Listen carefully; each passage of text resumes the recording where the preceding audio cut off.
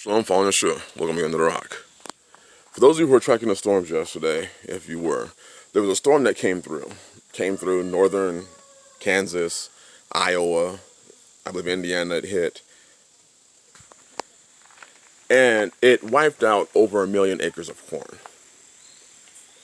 Over 1 million acres of corn. Strong storm. I mean, laid the corn flat. Some of the farmers were saying that they may be able to only save 20 to 30% of that corn. It knocked out silos, like whole grain silos. There's a guy on YouTube. I highly suggest you subscribe to him, Ice Age Farmer. And he talked about this story last night, how this storm specifically hit kind of this area and took out over 1 million acres of corn. So of course, you know, I went out and purchased 500 pounds of it because it's food. It is food. That's tortillas, hush puppies. I got it, hush puppies. Corn dogs, cornbread, cornmeal. We use grits. We use corn for a lot of stuff here. So that just kind of opened up my, like, I need to go back out and get some corn. So first thing this morning, went out and got some more corn. Well, I was talking to the owner at the place where I got the corn. It's one of those places that sells a little bit of everything. You know, they sell lumber, they sell metal roofing, they sell tools, they sell feed, they sell just a little bit of everything. And I was talking with him about it, and he said that he said the stuff that I have in my store right now, the stuff you see right here, right now, he said some of this stuff, this is all I have left. I don't have any more in stock because it's not just affecting the food anymore. The zombie plague is now affecting all supplies. There was another video that Ice Age Farmer did on his alternative channel that had a news report of a news lady talking about how the shelves are empty. How not just the food shelves, but like clothing. There's just all products are being affected now. All of them. There's a shortage here today because this zombie plague is affecting almost every aspect. Everything. Manufacturing, production, it's affecting everything. Supplies, you know, like for instance, we were looking at the prices of 2x4s, and I was like, I'm not paying between $4.50 and $5.50 for a 2x4. When I built the place that I'm in right now, I was paying between $1.90 and $2.10 for a 2x4, a 2x4 by 8. Now they're going for between $4.50 and $5.50 for a 2x4. That doubled in price. You want to know why? Because supply is going down, but demand is still up. That's a way to raise prices. You don't have to wait for inflation. Just have high demand and low supply. Prices go up, and they are. So that's going to affect those who are looking to come out and we're looking to build. You're going to want to make sure that you are setting a little extra money aside because that's just the 2x4s.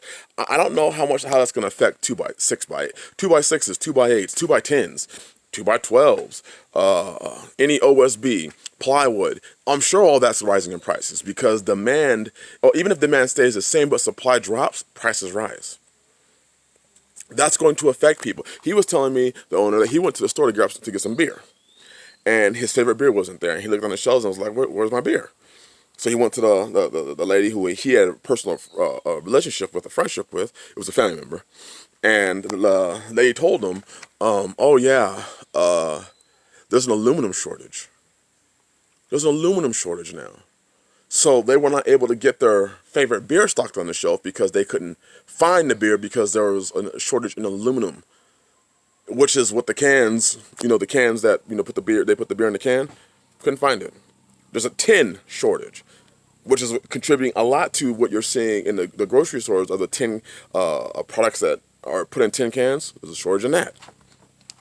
So the zombie plague has taken out so many things. It's taken out the mills, which is why lumber prices are going up. If there's nobody's milling and there's nobody, making the 2x4s and drying the 2x4s, how are you gonna get it? If there's nobody who are taking the aluminum cans and melting them down and reshaping them and reforming them into soda cans again, how are you going to get soda or beer or whatever. I have some aluminum window frames right here that I purchased on Facebook Marketplace for $8 a piece, and they're ginormous windows. Where, do you see how this is affecting everything? This is why, it was important that people left earlier. But some people are trying to get out now. I hope that you are taking these things into consideration. When you are making the move to come out, I hope you're taking into consideration the idea that things are just simply going to cost more. And the jobs are not necessarily there. I hope, brothers and sisters, you have a plan for that. You have to have a plan for some of these things that are happening.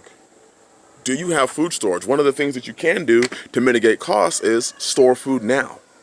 Or have been storing food for the time that we have been telling you to store food so that you wouldn't have to worry about it now. Because food is going up. Supply prices are going up. Using wisdom is the one thing that you have to be using right now. Wisdom. You have to be using your mind, your brain, and trying to figure and solving problems, because it looks like it's just getting worse. Clothing. I mean, Ice Age Farmer did an alternate. I'm not sure I mentioned it, but he did a video and he showed that there were certain clothing supplies that were going out. I know when I was looking to buy fabric, there wasn't as much fabric as I'm used to there being. Everything's being affected by this thing. And I hope you are being prudent and putting supplies back. Put food back. Put as much food back as you can put back. Put it back. Stack it. Stack it high, stack it deep. Learn to produce. It's not just buying food that is what the answer is. You have to know how to grow and produce food. You have to learn how to produce food. You have to learn how to grow it. Your answer is not going to be just running around and purchasing it. You're going to have to know how. One of the best ways to save money is produce your own. Producing your own will save you countless. This year we ate, every vegetable that we ate was from our gardens. We didn't purchase one vegetable so far this year. Do you know how much money that saves? And it's all organic. It's all organic. We're harvesting seeds right now. From our lettuces that went to seed, okras that went to seed, our kales survived, and our collard greens survived, and a lot of the things that we harvest seed, and it reseeded itself, and it's coming back. It's coming back again. You've got to know these skills. You have to know how to produce food. It's not just the idea that I'm just going to stack it to the rafters. Yes, that is important, but now, how can you produce? Do you have seeds? I mean, there are companies right now that you can't even really find seeds.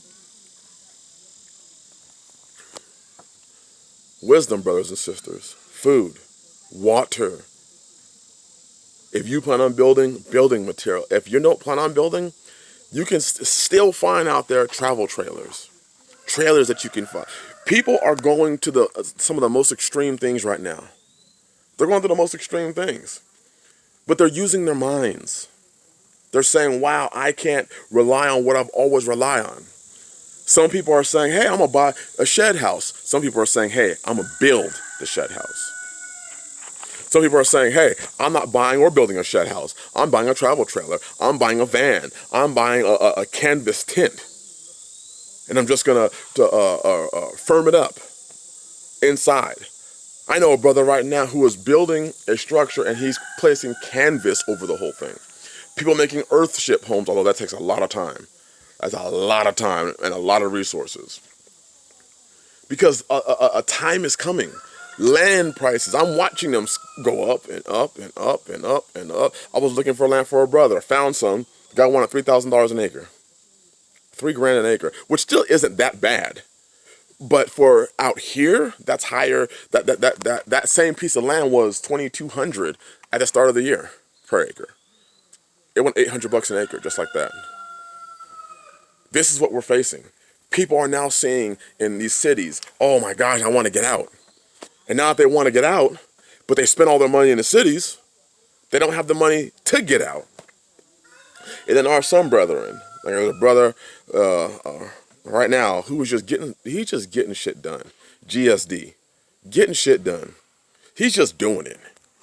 He's not begging. He's just out there getting it done. And he's about to leave. Hasn't left yet, but is getting it done. The time for us as men to play games has long been over. Again, as time continues to go on, we're going to see the difference between the ones that were prudent and wise and the ones that just sat back talking. We're about to see the ones that got it done and the ones that sat back and talked about it. I want to bless all you brothers who are doing it. All of you brethren that are doing it, I want to say bless you all. May y'all continue to bless the work of your hands. I am thankful that y'all have made the moves for the preservation of your house. And for those brothers that are getting ready to do it, brothers, move with wisdom, especially in these times. Move with wisdom. Make sure you have that first. If you got that, you can get to where you need to go and have food. As the Bible says in the book of Proverbs, make sure your work, secure your work without first, then build your home. Get some gardens in. Get food production going. Get it done. Because time's running out. Supplies are running out. I don't know when this is ever going to change. I wish, I hope that I could say, hey, give it another. I don't know. All I know is that I'm being prudent. And I'm converting my paper into something worthwhile. Something of value. A real, true savings account. Bless you all. Shalom.